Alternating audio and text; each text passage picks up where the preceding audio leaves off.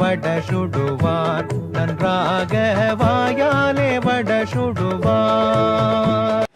டெல்லிக்கு போனோம் நான் தம்பி பிரபு எங்கள் மூத்தவர். பின்னூர்தி நிலையத்துக்கு வரும்போது பிரபு வண்டியை கொஞ்சம் பின்னாடி எடுத்து விட்டு வரேன்னு அங்கே நின்றுட்டான்.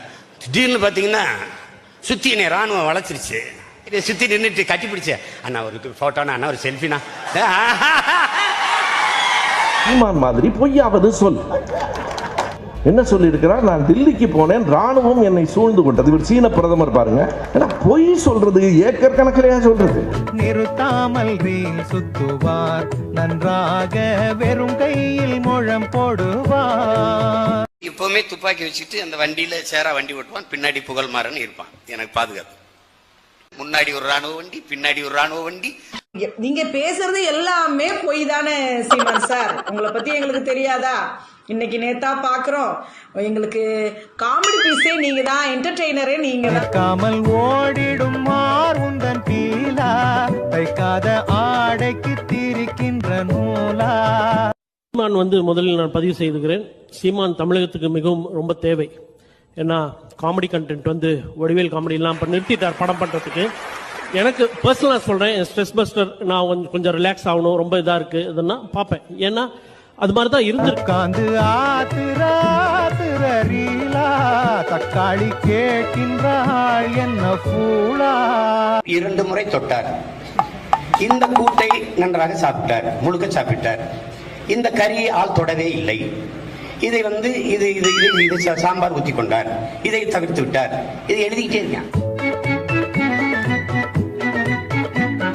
வாயாலே வட சுடுவார் நன்றாக வாயாலே வட சுடுவார். இவர் பிரியாணி சாப்பிட்ற குறிப்பிடுத்தாங்க. ஏன்பா அங்கே போர் நடந்துகிட்டு இருக்கும்போது உனக்கு சோறு போட்டுட்டாங்க உட்காந்துருமா? இல்லை உன்னுடைய சிந்தனைகள் பூராமே இதே மாதிரி. நான் எங்கள் அண்ணன்ட்ட சொல்கிறேன், நீங்கள் உடல் எடையை குறைக்கணும். ஏன்னா எனக்கு இங்கிருந்து எல்லாரும் சொல்லி அனுப்புறது, அண்ணனை உடல் எடையை குறைக்க சொல்லுங்கள், நீங்கள் சொன்னால் கேட்பார். அதாவது பிரபாகரனை சிங்களவன் பார்த்தீங்கன்னா உயிரை மட்டும்தான் எடுத்தான். ஆனால் அந்த சீமான்கிற பேர்வழி பிரபாகரனை எவ்வளோக்கு எவ்வளோ மானத்தை வாங்கணுமோ அவ்வளோக்கு அவ்வளோ மானத்தை வாங்கியிருக்கிறாப்புல. வாயாலே வட சுடுவார் நன்றாக வாயாலே வட சுடுவார். பதுங்கு குழி பங்கு கீழே இறங்கும்போது என் கையை பிடிச்சி கூட்டிட்டு போகும்போது சொல்றாரு, கலைஞர் கருணாநிதி அவர்களுக்கு ராஜபக்சே இவ்வளவோ தேவலாம். பயிற்சி கொடுக்கறதுக்காக பாரதராஜா, மகேந்திரன், சீமான், இன்னும் ஒரு 4-5 பேர் கூப்பிட்டா ஆளுக்கு 10 நிமிஷம் 1/2 மணி நேரம் பேசினதுதான். எங்க போய் என்னமோ உலக அரசியல அவர்கிட்ட உட்கார்ந்து பேசின மாதிரி. வாயாலே வட சுடுவார் நன்றாக வாயாலே வட சுடுவார் வட சுடுவார். எனக்கு 2 நாளா தூக்கமே வரல. ஒரு கதையை சொல்ல கேட்டுக்கிட்டே மாமா நெஞ்ச தொடும்படியா உணர்ச்சிகரமா ஒரு கதை சொல்லட்டுமா? கேட்டா அப்படியே உருக்கிடுவீங்க மாமா. தீவுல இறக்கி விட்டாங்க என் தம்பிங்க. ஆனா அதை திரும்பி பாருங்க, ஒரு ஆளு சின்னதா ஒரு பரிசல்ல போறாரு. பரிசல் இல்ல, ஆமா ஓடு திருப்பி போட்டு ஒரு ஆள் அப்படியே உட்காந்து போயிட்டு இருக்கு. திரைக்கதை டைரக்ஷன் கே விஜயன். தலைவரை நீங்க நேர்ல போய் சந்தித்த அந்த அனுபவம், அவர் உங்களோடு பேசிய வார்த்தைகள், அந்த காலத்தின் நினைவலைகளை எங்களுக்கு தாங்க. போய் அந்த பயணமே ஒரு ஆங்கில படம் மாதிரி இருக்கும்னு பரந்த காடு, கும்முன்னு ஒரு இருட்டு, வெளிச்சமே போகாது. போகும்போது 2 பக்கமும் செல் அடிக்கிறாங்க, மழை பெய்யுது, வானவில் போடுது.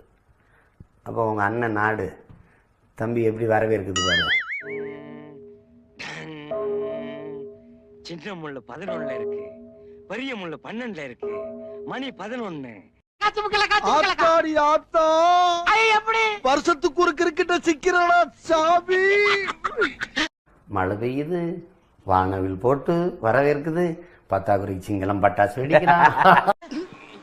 என்னையா இது, என்னையா இது, காதுல இருந்து வந்த ரத்தையா இது, ஏயா இப்படி மூட்டை மூட்டையா அவுத்து போட்டுற. ஒரு படகு மாதிரி திருப்பி போட்டு உட்கார்ந்து போறாரு. அது என்னன்னு பாத்தியா? என்னடா? ஆமா ஓடு. ஒரு பெரிய ஆமை ஓட்ட திருப்பி மல்லாக்கு போட்டு ஒரு ஆள் உட்காந்து பயணம் பண்ணி போகிறார். தமிழ்நாட்டில் இருக்காங்க, நாடங்கள் இருக்காங்க, இவர் மட்டும் இப்படி உங்க தம்பி ஆயிட்டாருன்னு அண்ணன் கேட்டோன்னே அண்ணன் சொல்றாங்க, அவர் மட்டும்தான் ஏன் விடுதலை, என் இனத்தின் விடுதலைன்னு கதைக்கிறார். தம்பி, ஒரு மனுஷன் போய் பேசலாம், ஆனா ஏக்கர் கணக்கில் எல்லாம் பேசப்படாது.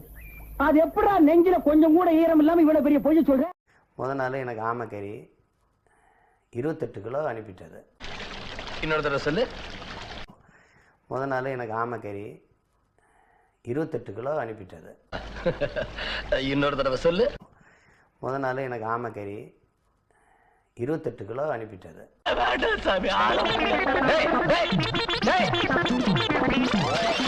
இது என்ன பிரமாதம்?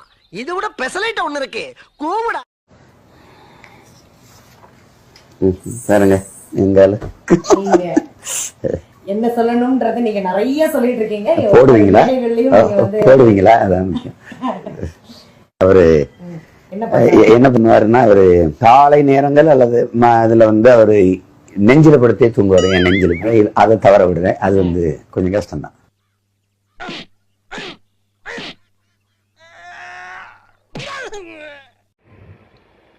ஈழத்துக்கு போய்விட்டு திரும்பும்போது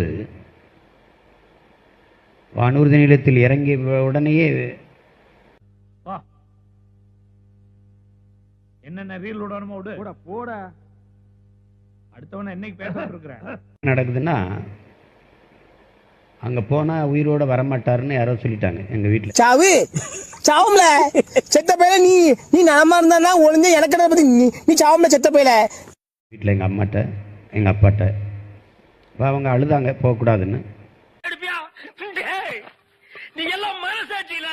போனா நாங்க விஷம் குடிச்சு செத்துருவோன்றாங்க.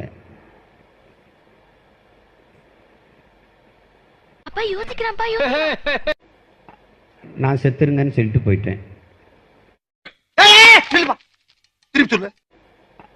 நான் செத்துருங்கன்னு சொல்லிட்டு போயிட்டேன். பாத்தியாடியே, இதுக்குதான் அப்பவே கள்ளிப்பால் ஊத்து சொன்னேன். பாருங்க, அந்த பார்டர்ல காஷ்மீர் புதிர்ல பாதி பேர் ஏன் அவ ராத்திரில எடுத்து சொல்லுவா, அப்படியே துப்பாக்கியோட இருக்கேன், பாத்து இருக்கு, குண்டு இல்ல.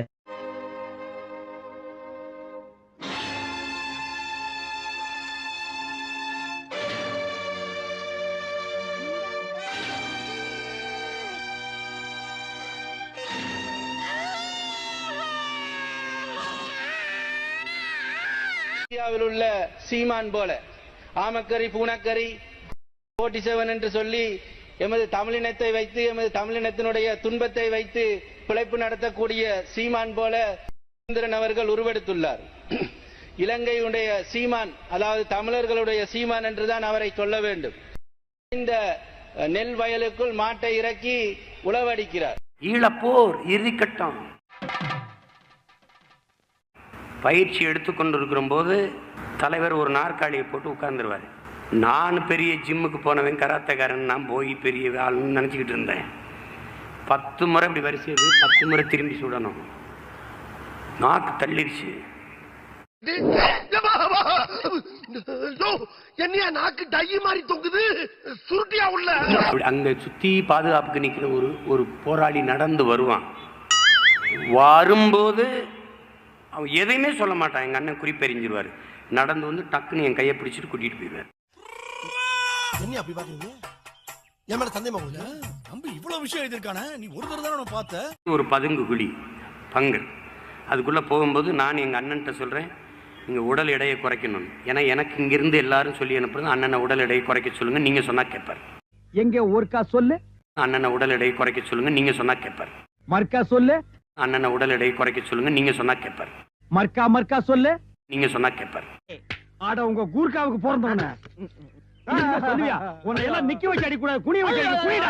இனிமே சொல்லுவியா சொல்லுவியா சொல்லுவியா சொல்லுவியா? வீட்டுக்கு பிச்சை வாங்கி திங்கிற நாய. கீழே இறங்கும்போது என் கையை பிடிச்சு கூட்டிட்டு போகும்போது சொல்றாரு, கலைஞர் கருணாநிதி அவர்களுக்கு ராஜபக்சே இவ்வளவோ தேவலாம். இது நம்ம லிஸ்ட்லயே இல்லையே. அடேங்கப்பா, சூதுவாது தெரியாம வளர்ந்துட்டு என்ன பண்ண சொல்றீங்க? சூதுவாது தெரியாதா? அப்படிலாம் இருக்காதயா, ஏமாத்தி விடுவாங்க. ஆமாமா, மோசமான ஒரு இருட்டார உயிருக்கு மேலாக நேசித்த தலைவன் அவன் தம்பி. 2 பேரும் பேசிட்டு இருக்கும்போது இங்க பேசிக்கிட்டு இருக்கா அந்த அம்மையார் ஜெயலலிதா அம்மையார் சொல்கிறார். அவங்க ஆட்சியில் இருக்கும்போது